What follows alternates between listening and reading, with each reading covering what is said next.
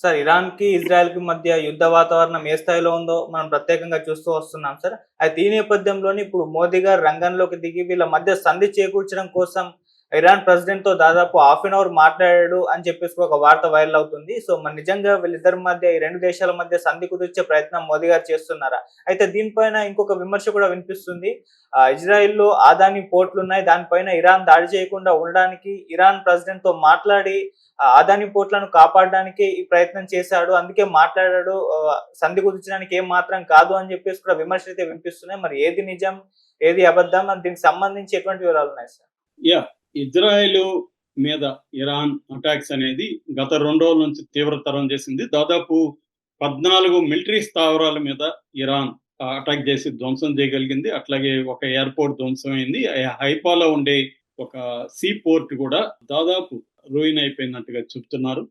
So, ఈ నేపథ్యంలో అంటే ఇరాన్ మిసైల్స్‌ని చాలా అడ్వాన్స్‌డ్ మిసైల్స్‌ని ప్రయోగించింది. ప్రధానంగా ఏందంటే ఇరాన్ టాక్టిక్స్ ఏమంటే బిగినింగ్ అంతా కూడా పాత మిసైల్స్‌ని ఇజ్రాయెల్ మీదేసింది. పాత మిసైల్స్ ఏస్తుంటే ఇజ్రాయెల్ హ్యాపీగా వాటినన్నిటిని తన 3 డిఫెన్స్ సిస్టమ్స్ ఉన్నాయి ఇజ్రాయెల్ దగ్గర. యారో 3 ఒకటి, డేవిడ్ స్లింగ్ ఒకటి, ఐరన్ డోమ్ ఒకటి. ఈ మూడిటి ద్వారా కొట్టేసింది. అంటే ఇరాన్ ప్లాన్ ఏందంటే ముందుగా ఈ డిఫెన్స్ సిస్టమ్ దగ్గర ఉన్న ఇంటర్సెప్టర్లు ఖాళీ చేయించాలి అని చెప్పి కావాలనే ప్లాన్‌గా పాత వేసింది. దాంతో వాళ్ళు ఎక్కువ వాడాల్సిన అవసరం ఏర్పడింది ఇజ్రాయెల్‌కి. దాని తర్వాత వాళ్ళది నిల్వలు ఆల్మోస్ట్ అయిపోయినాయి. ఇంకొక 4, 5 రోజులకు కూడా రావంటున్నారు. ఈ టైంలో ఇరాన్ ఏం చేసిందంటే తమ హైపర్సోనిక్ మిసైల్స్‌ని పతా-2 అలాంటి మిసైల్స్‌ని ప్రయోగించడం మొదలుపెట్టింది. దాంతో అడ్డుకోలేకపోవడం అనేది జరుగుతుంది. దీనివల్ల పెద్ద ఎత్తున అక్కడ హైఫా గాని, టెల్ అవివ్ ఇలాంటి సిటీల్లోనే పెద్ద అవి చూస్తే వీడియోస్ మనకి గాజాని చూసినట్టు ఉన్నాయన్నమాట. అంత రూయిన్స్ పెద్ద ఎత్తున ఉన్నాయి. 14 మిలిటరీ స్థావరాలు నాశనం అయిపోయినాయని చెప్తున్నారు. అన్నిటికంటే ఇంపార్టెంట్ ఏమంటే వెయిజ్మన్ ఇన్స్టిట్యూట్ అని 1934లో పెట్టారనమాట. ఇది ఇజ్రాయెల్ ఏర్పడక ముందే. అది ఇజ్రాయెల్‌లో వరల్డ్‌లోనే టాప్ 5 ఇన్స్టిట్యూట్‌లో రీసెర్చ్ ఇన్స్టిట్యూట్‌లో అది ఉంటదనమాట. ఎందుకంటే దాంట్లో మిలిటరీ ఇంటెలిజెన్స్ కానీ, తర్వాత ఈ డ్రోన్ టెక్నాలజీస్ ఇవన్నీ అంటే టెక్నాలజికల్ వార్‌ఫేర్‌కి సంబంధించిన రీసెర్చ్ గాని, తర్వాత మన సైబర్ సెక్యూరిటీ కావచ్చు, జెనెటిక్స్ కావచ్చు, బయో టెక్నాలజీ కావచ్చు, క్వాంటమ్ కావచ్చు, ఇలాగ రకరకాల రీసెర్చ్‌లు అక్కడ జరుగుతుంది. దాన్ని నేలమట్టం చేసేసింది ఇరాన్. ఇప్పుడు దానివల్ల ఏమైందంటే కొన్ని దశాబ్దాలుగా డెవలప్ అయిన రీసెర్చ్, దాని శాంపుల్స్, దానికి డేటా మొత్తం నాశనమైంది. అది ఇంకా మళ్ళీ రావాలంటే కొన్ని దశాబ్దాలు పడుతుందన్నమాట. ఆ స్థాయి నష్టాన్ని ఇరాన్ కలగజేసింది. ఇప్పుడు ఏంటంటే ఈ నేపథ్యంలో అమెరికా ఇరాన్ మీద దాడి చేసిన తర్వాత, దాడి చేసి ఫోర్దో, తర్వాత నతాంజీ, తర్వాత ఇస్ఫహాన్ 3 న్యూక్లియర్ సైట్ల మీద దాడి చేసిన తర్వాత సడన్ గా మోడీ రంగంలోకి వచ్చి ఇరాన్ ప్రెసిడెంట్ హుస్సేన్ రహానీతో దాదాపు 45 నిమిషాలు ఆయన మాట్లాడాడు అనే వార్త వచ్చింది. ఆయన మోడీనే దీన్ని ట్వీట్ కూడా చేశాడు. నేను 45 నిమిషాలతో మాట్లాడాను, డీప్ కన్సర్న్ వ్యక్తం చేశాను, డైలాగ్ అండ్ డిప్లొమసీ ద్వారా సాల్వ్ చేసుకోమన్నాను, పీస్ అనేది ప్రమోట్ చేయాలి తప్ప యుద్ధాన్ని ప్రమోట్ చేయొద్దని నేను అడిగాను అని చెప్పుకున్నాడు. ఇది అందరికి విచిత్రంగా అనిపించింది. ఎందుకంటే ఇరాన్ కదా బాధితురాలు ఇక్కడ. ఇరాన్ నువ్వు చేయాల్సిన పోనెవరికి, ట్రంప్కో ఇజ్రాయెల్ ప్రెసిడెంట్ బెంజమిన్ నెతన్యాహుకే చేసి అరే బాబు ఇరాన్ మీద దాడులు ఆపండిరా అని చెప్పాలి. ఎందుకంటే ఇరాన్ మీద దాడి చేసింది ఎవరు? శాంతి చర్చలు జరుగుతూ ఉంటే 6వ దఫా శాంతి చర్చలు జూన్ 15 ఉంటే 13 ఇరాన్ మీద దాడి చేసింది ఎవరు? ఇజ్రాయెల్. నష్టపోయింది ఎవరు ఈ యుద్ధంలో? ఇప్పటి వరకు ఇరాన్ ఎక్కువ నష్టపోయింది.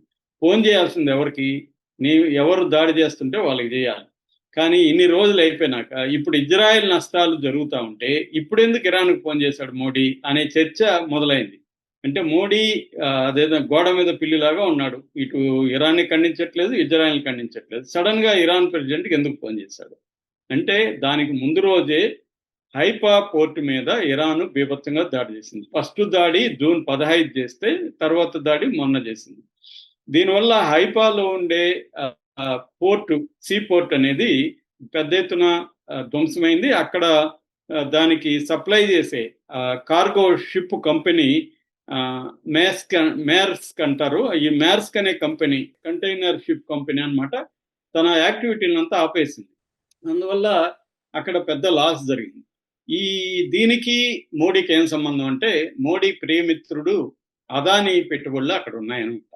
ఆ పోర్ట్లో అదానీ పెట్టుబడులు 70% ఉన్నాయి.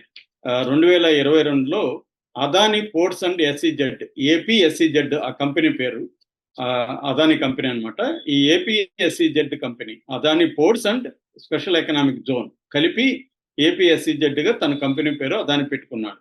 ఈ కంపెనీకి ఇండియాలో 16 పోర్ట్లు ఉన్నాయి. 13 మేజర్ పోర్ట్లు అయితే 3 స్మాల్ పోర్ట్లు, మొత్తం 16 సీ పోర్టులు ఈయన ఆధ్వర్యంలో ఉన్నాయి, ఈ కంపెనీ ఆధ్వర్యంలో. ఆంధ్రప్రదేశ్లో గంగవరం, కృష్ణపట్నం, కట్టుపల్లి ఈ 3 ఉన్నాయన్నమాట. సో ప్రపంచంలో కూడా వాళ్ళకి ఆస్ట్రేలియాలో ఉంది, కొలంబియాలో ఉంది, హైపాలో ఉంది, టాంజానియాలో ఉంది, బంగ్లాదేశ్లో రెడీ అవుతుంది, వియత్నాం, ఫిలిప్పైన్స్లో రెడీ అవుతుంది. అంటే 2030 నాటికి ప్రపంచంలో కార్గో వ్యాపారంలో 20% అదానిది అయ్యే అవకాశాలు ఉన్నాయని చెప్తున్నారు. సో అదాని ఏం చేశారంటే 2022లో ఇజ్రాయెల్లో ఒక కంపెనీ ఉంది. ఇజ్రాయెల్ కంపెనీ గ్యాడెట్ గ్రూప్ ఆ కంపెనీ పేరు. సో ఇజ్రాయెల్ గ్రూప్ కంపెనీతో కలిసి ఈ APSEZ అనేది ఈ హైపా పోర్టుని తమ వశం చేసుకునింది $1.8 బిలియన్. సో ఇందులో గ్యాడెట్ గ్రూప్ కి 30% వాటా అయితే అదానీ గ్రూప్ కి 70% వాటా ఉంది. సో వీళ్ళిద్దరు కలిసి అక్కడ చేస్తున్నారు. దీంతో పాటు అదానీ ఇంకొక 3 రకాల వ్యాపారాలు కూడా ఇజ్రాయెల్తో చేస్తున్నాడు. ఒకటి సీపోర్ట్ రియల్ ఎస్టేట్ అన్నమాట. అంటే సీకి దగ్గరగా రియల్ ఎస్టేట్ ని డెవలప్ చేయడం. అది హోటల్స్ ఉంటాయి, రీటైల్ ఇండస్ట్రీస్ ఉంటాయి, ఫుడ్ మార్కెట్ ఉంటుంది, ఆఫీస్ స్పేస్ ఉంటుంది, ఎంటర్టైన్మెంట్ ఉంటుంది. ఇవన్నిటికి కలిపి 1.18 మిలియన్ స్క్వేర్ మీటర్స్ అన్నమాట, చదరపు మీటర్ల విస్తీర్ణంలో ఇవి డెవలప్ చేస్తున్నారు. ఇది బై 2027 పూర్తవుతుంది. ఇది కాకుండా అదానీ డిఫెన్స్ అండ్ ఏరోస్పేస్ అని ఒక కంపెనీ ఉంది. ఇది ఇజ్రాయెల్లో ఉండే ఎల్బిట్ జేవి సిస్టమ్ అనే కంపెనీతో టైఅప్ అయ్యి డ్రోన్స్ ని తయారు చేస్తుంది అన్నమాట. సో రకరకాల వార్ UAVs అంటారు. UAV అంటే unmanned air vehicles, star liner, దృష్టి 10 ఇలాంటి UAV డ్రోన్స్ ని తయారు చేస్తుంది. ఇంకొకటి ఏంటంటే సెమీ కండక్టర్స్ లో ప్రొడక్షన్ లో కూడా అదానీ, ఇజ్రాయెల్ గవర్నమెంట్ కలిసి పనిచేస్తున్నాయి అనమాట. అంటే 4 రకాల వ్యాపారాలు ఉన్నాయి అదానికి ఇజ్రాయెల్లో. ఒకటి పోర్టు, ఒకటి డిఫెన్స్, రెండోది సెమీ కండక్టర్స్, 4వది రియల్ ఎస్టేట్. సో ఇప్పుడు మోడీ ఎందుకు ఫోన్ చేశాడంటే, అరే బాబు మా అదానీ పోర్టును వదిలేసి నువ్వు మిగతా ఎక్కడన్నా ధ్వంసం చేసుకోగాని మా అదానీ పోర్టు, మా అదానీ ప్రాపర్టీస్ మీద వేయద్దు అని చెప్పడానికే ఫోన్ చేశాడు. లేకపోతే ఇన్ని రోజులు లేని పీస్ మీద ఆయనకి కన్సర్న్ సడన్ గా ఇప్పుడు ఎందుకు వచ్చింది అనేది విమర్శ అనమాట. సో అది వాస్తవంగానే కనబడుతుంది మనలాంటి వాళ్ళకి. ఎందుకంటే అదానీని ఎలా సేవ్ చేసుకుంటూ వస్తున్నారో మనం చూస్తున్నాం. ఈవెన్ జగన్కి అదానీ 2000 కోట్లు ఇచ్చాడని అమెరికానే ఆరోపణ చేసినప్పుడు కూడా దాని మీద కేసు కూడా లేదు. వాళ్ళ ప్రభుత్వమే కదా ఉండేది ఇక్కడ ఆంధ్రప్రదేశ్లో, కూటమి ప్రభుత్వమే కదా. దాన్ని క్యాన్సిల్ చేసి సెక్కితో ఒప్పందాన్ని, జగన్ చేసుకున్న ఒప్పందాన్ని క్యాన్సిల్ చేసి విచారణ ఎందుకు జరపట్లేదు చంద్రబాబు? దాని మీద అంతా తెలుగుదేశం మీడియా అంతా రాశారు కానీ సైలెంట్ అయిపోయారు. ఎందుకంటే మోడీని వ్యతిరేకించే దమ్ము ధైర్యం చంద్రబాబుకి లేదు. సో కాబట్టి చంద్రబాబు సైలెంట్ అయిపోయాడు. కాబట్టి ఇక్కడ ఏంటంటే మోడీ అంటే అదానీ, అదానీ అంటే మోడీ. మోడీ ప్రభుత్వం లేకముందు అదానీ ఎవడికి తెలియదు. సో మోడీ ప్రభుత్వం ఏర్పడినాకనే అదానీ విపరీతంగా రైజ్ అవుతున్నాడు, మనకు అందరికి తెలిసిన విషయమే. సో ఇందుకోసమే ఇప్పుడు రంగంలో దిగి ఇరాన్ ప్రెసిడెంట్ మాట్లాడి మా వాడి మీద చేయొద్దని చెప్తున్నాడు. ఎందుకంటే Adani Mundra port to Haifa port అంటారన్నమాట, కారిడార్ దీన్ని. ఎందుకంటే ముంబై దగ్గర ఉండే ముద్రా పోర్ట్ కూడా అదానీ కంట్రోల్లో ఉంది. ఇది India, middle east, Europe economic corridor అంటారు అనమాట. దీన్ని IMEC, ఐమెక్ అంటారు. దీన్నే మామూలుగా మోడీకి anti batch Mudra to హైపా Adani corridor అని పేరు పెట్టారు దానికి. సో అంటే అదానీని ఇతర దేశాల్లో బిజినెస్ మ్యాన్ గా ఎస్టాబ్లిష్ చేయడానికి మోడీ ఇతర దేశాల తన పర్యటనను ఉపయోగించుకొని, తనకున్న సాన్నిహితాన్ని ఉపయోగించుకొని చేస్తున్నాడు అనేది మోడీ మీద ఉన్న విమర్శ. అందుకని మోడీ యుద్ధాన్ని ఆపాలనేది ఏమి మోడీకి లేదు. అదానీ ఆస్తుల్ని ఇజ్రాయెల్లో కాపాడుకోవాలి. ముఖ్యంగా ఈ పోర్టు ఇదేంటంటే second largest port in Israel.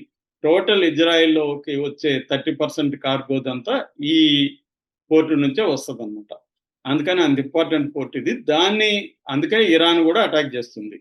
So కానీ మోడీ అదానీ పాపం అదానీ బాధల్లో పడిపోతాడు. అతని పెట్టుబడులంతా పోతాయి. ఎందుకంటే రోజుకి 5% రెవెన్యూ వస్తుంది. దాంట్లో విపరీతంగా షిప్పులు అంతా వస్తున్నాయి.